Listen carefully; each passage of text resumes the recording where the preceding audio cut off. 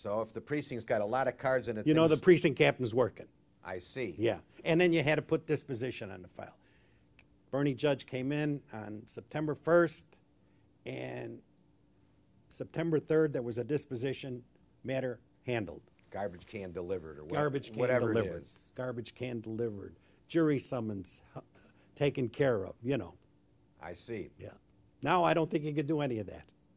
I was Probably talking not. to an alderman friend of mine, young man from the 12th Ward, and Mark Ferry's his name.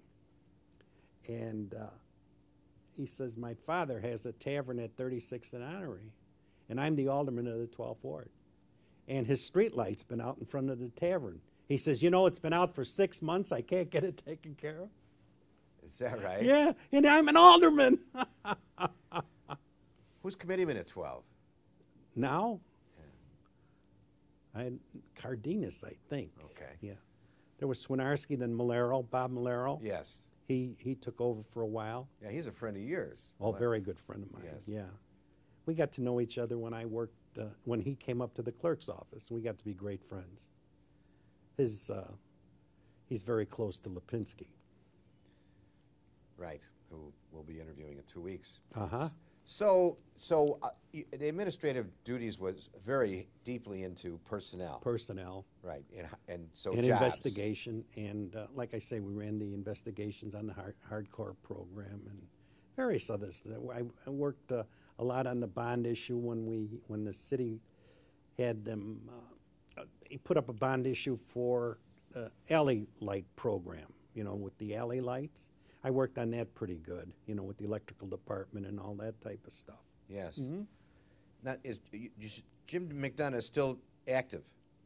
I don't think so. He's head of an engineering firm. Right. Yeah. Right. Yeah. But he's still around. Yes. I see Jimmy occasionally. Jimmy was a good streets and sand. He started out at the Skyway. And he became head of the Skyway. And then when Fitz left, I think that's when Daley brought Jimmy in. I see. Mm-hmm. And the Skyway now is owned by France. Right. Exactly. Some company in France. Exactly. That's another thing I got to mention about Daley, if I could take a second here. Take all the time you need. Daley was totally against this negative campaigning.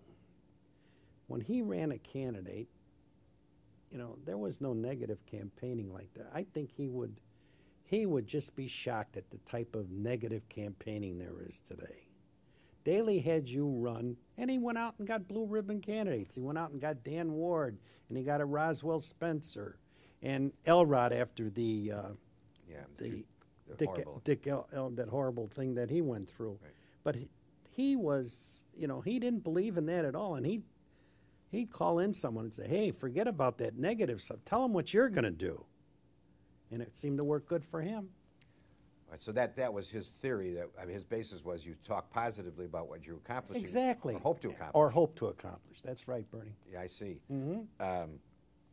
Yeah, we interviewed Elrod and had a terrific interview with him. Yeah, he's still a sitting judge. Yes. Now there's a profile in courage. Yeah. That is unbelievable how he struggles to get to work each day. You know. Yes, for many years now. Oh, when did that happen? I think it happened on Clark Street. Happened on Clark in 19... And had to be in '68, wasn't it? Brian Flanagan. Late '68. Yeah. Who now owns a tavern in New York. Brian. Does he really? Yeah. Yeah. All right, so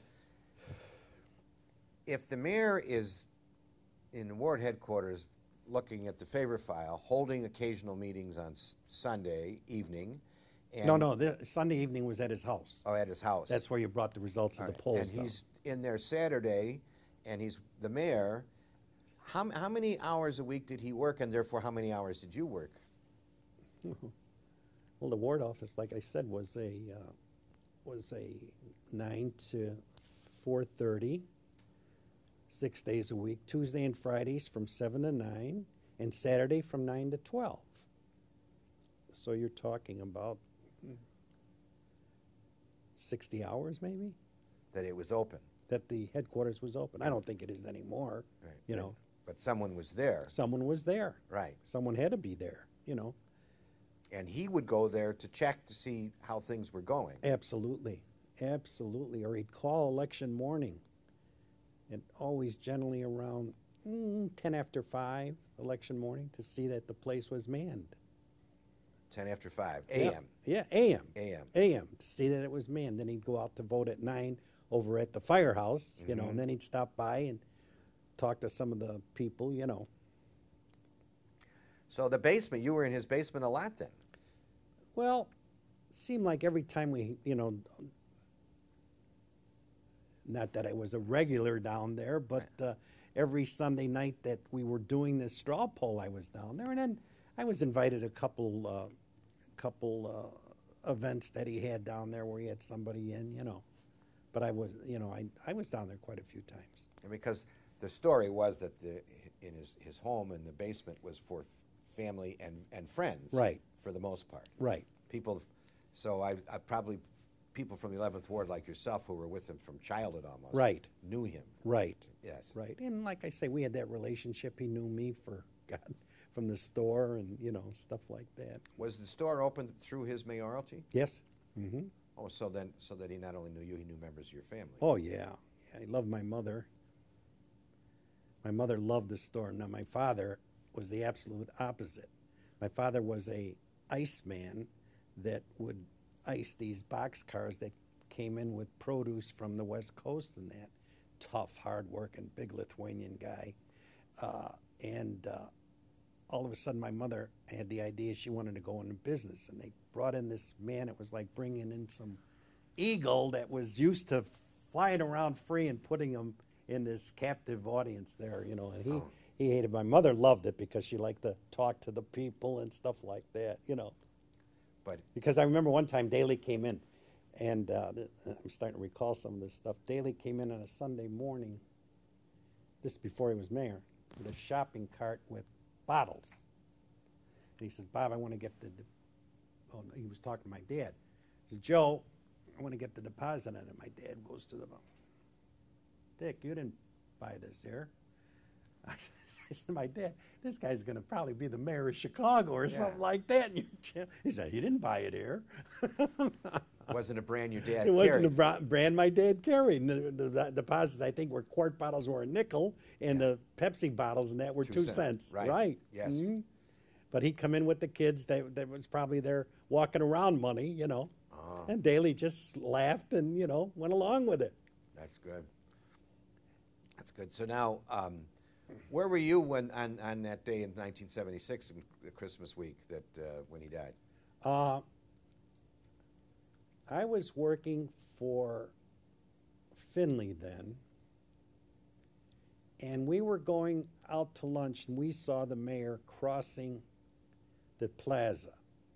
And that's the last time I saw him, and then we heard the bulletin over the radio that he had died. Oh, so you saw him, but you didn't talk to him, you just saw him? No.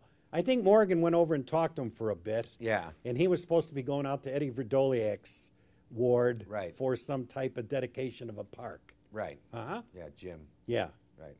Or Jim, right. Yeah. Mhm. Yeah, Ed Kelly talked about that because Ed Kelly was with him as well. That Right. day. Right. But he was, and you talk like the people you talk about, Ed Kelly, there was another great guy who did a great job at the Park District, you know. There's so many people to remember, you know.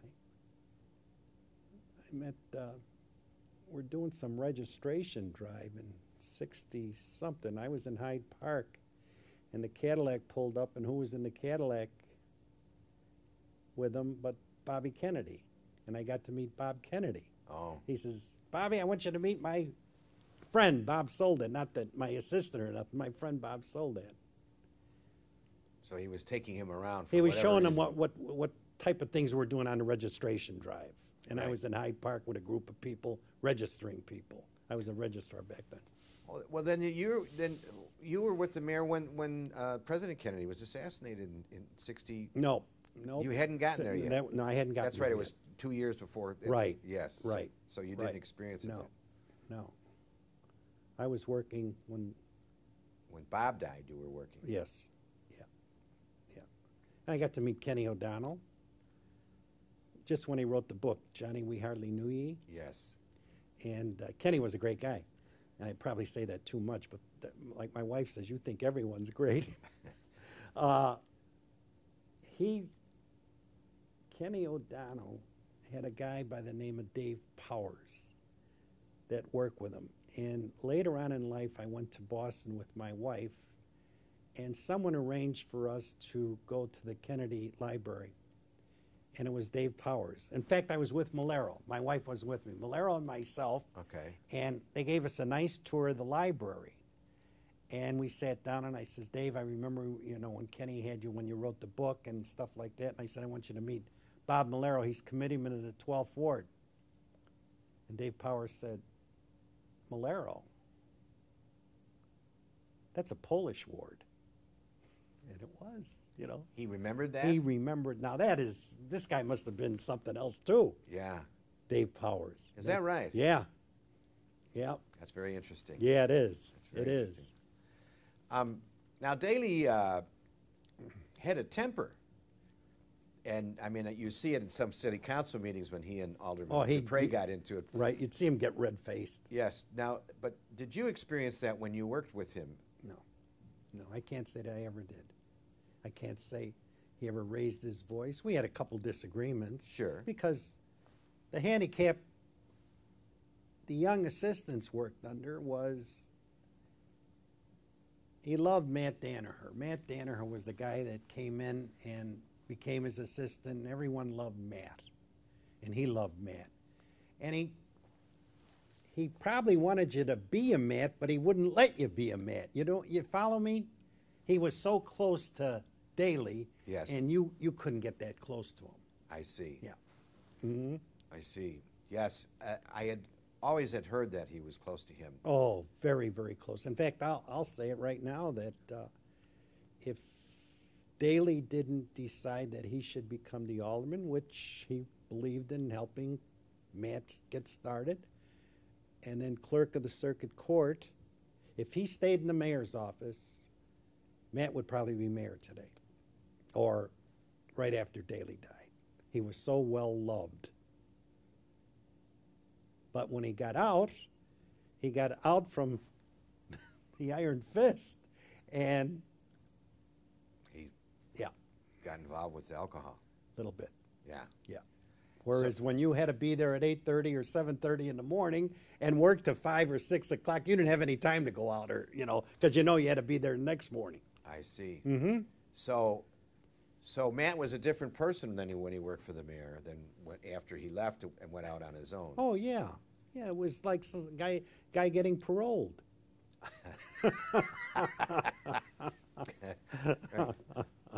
Because in the end they were not close because he got in He was trouble. upset with him. Yeah, Yes. because he was a pallbearer, I was a pallbearer, and they played the song at his funeral. My Way. My Way? Yeah. Is that right? And Daley whispered to Parker. Parker was a pallbearer also. Yeah, he did it his way.